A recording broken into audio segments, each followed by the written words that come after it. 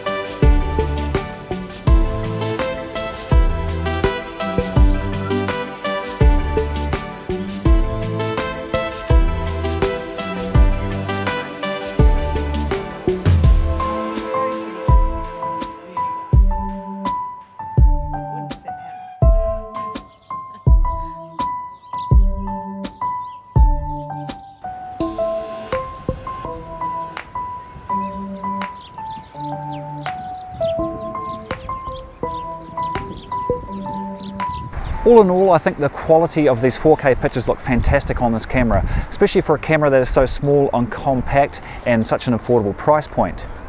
However, my thoughts on 4K. 4K is all very well and good, but my preferred format for shooting is still 1920 by 1080p, and I'll give you 4 reasons why.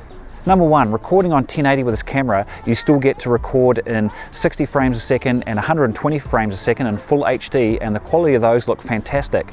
Not long ago you would have had to have paid a lot of money to have 120 frames a second in full HD. Number 2, most importantly, 4K is not a part of my workflow yet. I do a lot of freelance camera work for both television and corporate clients here in New Zealand, and not a single one has asked me for 4K. And also, shooting in 4K is a lot more intensive on disk usage and processing power in your edit suite. Number 3, I do suspect that 4K has been driven by camera manufacturers and television manufacturers as a way of selling more product with new features.